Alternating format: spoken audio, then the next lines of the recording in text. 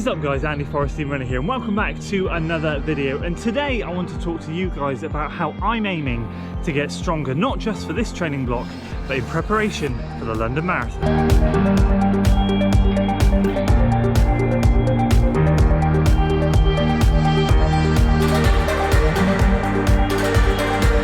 What a glorious morning to be talking to you guys about these couple of things that I am trying to ingrain in my brain, trying to make habit in this training plan, and outside of that to make me stronger for this training block, hopefully for that sub 34 attempt, but also leading in to London Marathon. Because ultimately what popped up on my Facebook the other day was London Marathon, reminding us that in 16 weeks time, the 16-week plans kick start in June. Well, we're mid-April, so that's a month and a half away for a lot of you guys that are going to be embarking on those 16-week plans. I'm going to be a little bit shorter because this block is going to run a little bit longer, so it's going to be more like 11 or 12 weeks for me, but overall it's still going to be very, very soon. So I'm excited to share my thoughts with you about getting stronger today. But first of all, I have a workout. I'm back from holiday and I'm out here on the trails. I ditched the long run today, focusing on quality because that's what this 10k training block is about. I did my speed work on the Monday. You saw that video about the different types of sessions and the changing gears. Well, today is all about the threshold work, the fartlek work, working in and around that 10k pace and effort, maybe a little bit faster on some of those hills. So we'll see how we go today. Today is 12 by 2 minutes with 1 minute float, 24 minutes worth of work, 36 minutes of the workout in total. Excited to get this one underway. I'm not going to wait any longer. It is getting warm. It is hot today. It's going to hit 19 degrees. Spring is definitely here. I'm sweating buckets already and I've only done a 15-minute warm-up. So we're going to crack on with this one and then we're going to talk and get back.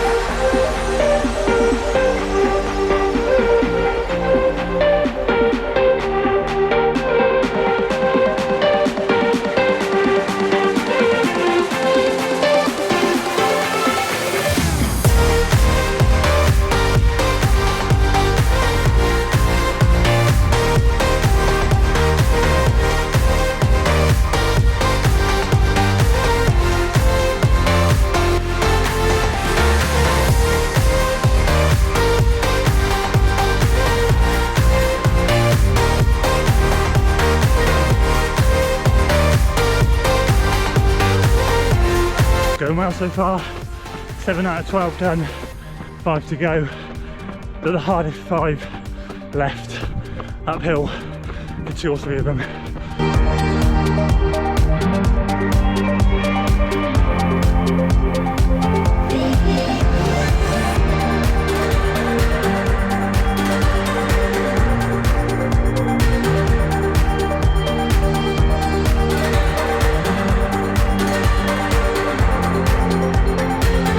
Workout complete. I am in pieces, absolute pieces. That was really tough. Coming back from holiday, just felt a little bit rusty, but I've got to be honest with you, still averaged some really good paces. I knew the reps would go down slightly from last week just because the rep duration is longer, but with the 2 minutes on that loop, I ended up having more hills in the reps than I have in previous occasions. So where I've been floating up a hill, I've been running them, and those last 5, when I said I've got 5 to go, 4 out of the 5 were uphill. So didn't quite hit the 520s, but they were mainly 530s and 540s, and where I could on the flats they were 520s, and some of the downs they were 510s. So flipping Nora, that is a decent workout, plus the fact it is baking hot, and this is good acclimatization. Let's get this weather in now, UK, please, so we can start to adapt to this a bit quicker, because we've got some good summer races coming up. But that is the workout. What a workout. Only get 15 minutes cool down done, and I'll see you back at home to talk all about this strength. So wrapped up that workout with a 15-minute cool down, which was great. Just a really low-key 30-mile week this week. Obviously with holiday, it was great to get in the quality over the quantity and just focus on that speed, because ultimately that's what I need for this 10k goal. But I've just got to quickly say that was brutal. And as I extend these interval lengths on this same loop, so I'm incorporating more of the hills in these times, which is why I decided to put the gap pace on screen as we were going as well. For those of you who don't know what gap pace is, it's grade adjusted pace. It's something Strava throws up. It basically says if we level out the ground that you're running on, whether you're going downhill or uphill, if we level this effort out, this is roughly the normal pace that you will be running. So just so you guys can see where I was really working on the uphills, but also you saw some of that gap pace being a little bit slower than the 520s. That's kind of where I was having a bit of a breather on the downhills, but overall really solid, cannot complain. And coming back from holiday, yes, it was tough, yes, it felt a bit sluggish, but overall really happy with it. So that's the workout portion of this video. I now want to dive in and talk to you guys about the strength side of things and what I'm doing in this block that's preparing me not only for my sub 34 10k attempt, but also for my London Marathon training. So the first part of this is going to be all about hills, and I'm going to explain what I mean by hills, because I'm not necessarily meaning I'm doing specific hill workouts, but something I've done a lot in the past, didn't really do it last year, and I really found that I suffered for it, especially with my form, really feeling like I'm collapsing at the hips. Hills is something that I used to do a lot of, something I'm now putting a big focus on during this training block. Now, as I said, I'm not doing anything specific with hills.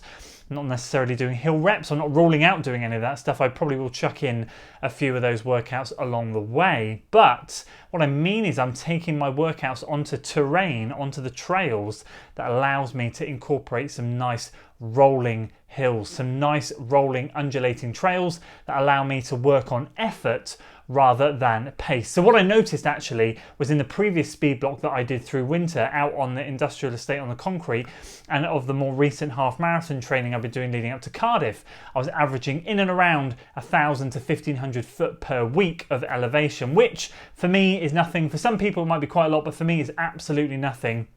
And what I've been aiming to do now over these first couple of weeks, and actually the week before, any time after Cardiff, since April, basically, I've been getting in and around 2,500 to 3,000 foot. Now that figure is going to climb, and my goal is to really consistently get around 3,500 to 4,000 foot. I'm not looking to go crazy. I'm not looking to summit Everest in a week.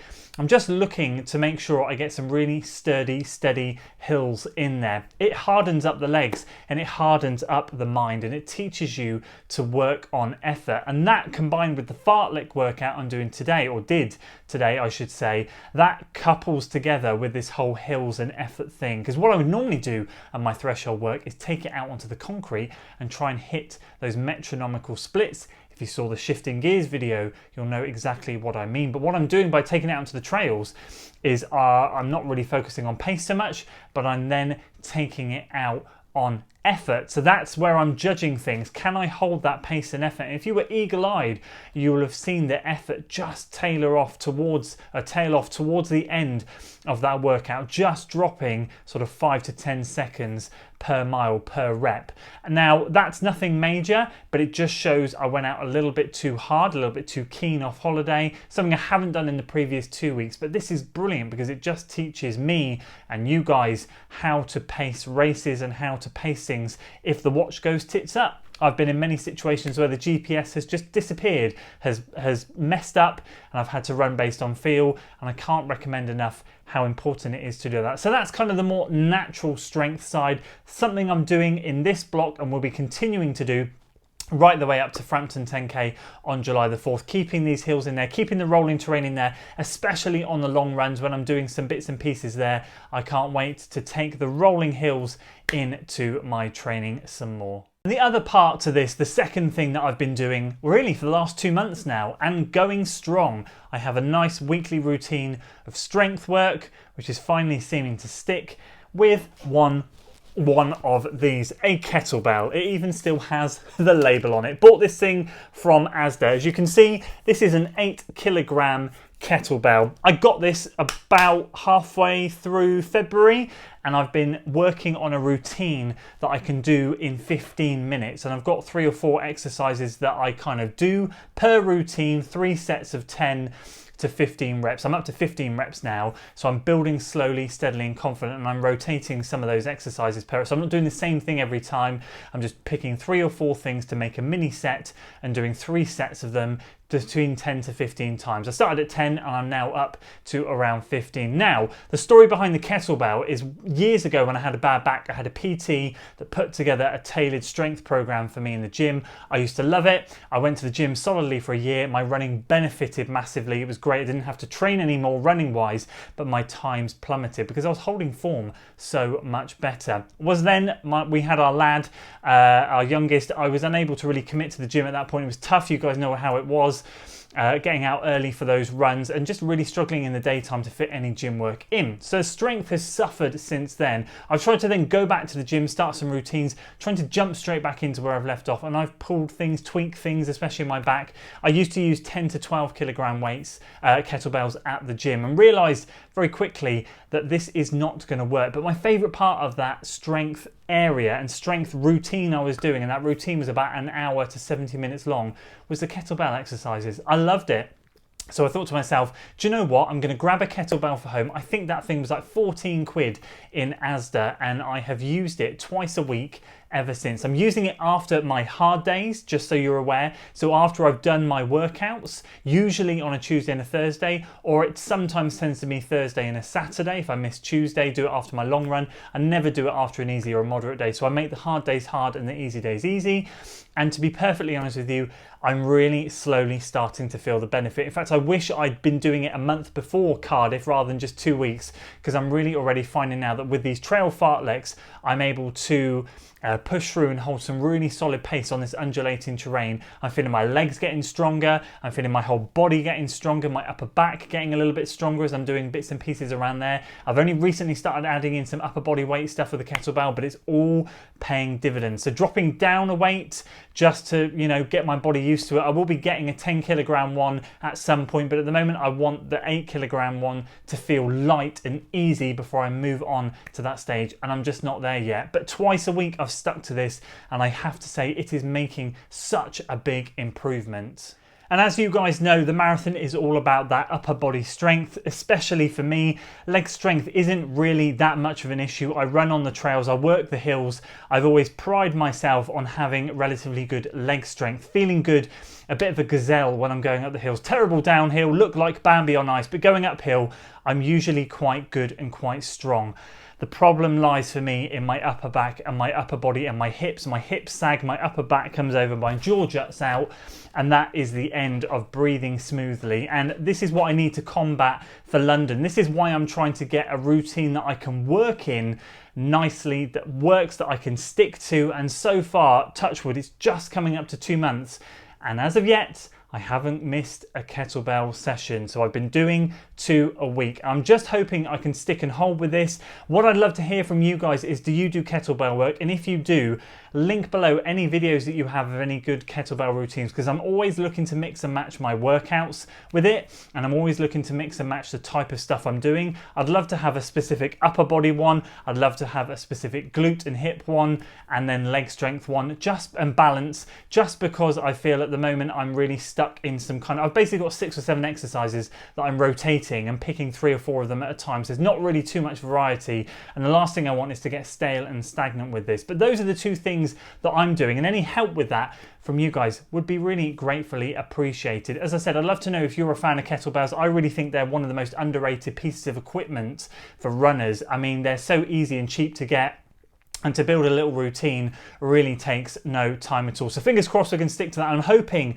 that with all this trail work and then hopefully averaging 3,500 to 4,500 foot per week towards the end of this training block, I'm going to be feeling really, really strong leading into London. You better believe there's going to be a lot of workouts that I do for London on the trails as well. So those hills will stay just to hopefully build up even more strength before I get a little bit more specific towards the end of the London training block. So that's it. That's it from me today, guys. I hope you enjoyed this one. Those are the 2 things that I'm sticking to religiously at the moment for my strength, and this is how I'm going to hope to get stronger and stronger and stronger leading in to London Marathon. If you enjoyed today's video, guys, please make sure you give it a like, share it with your friends, subscribe to the channel for weekly running content, and as always, I'll see you in the next one. Until then.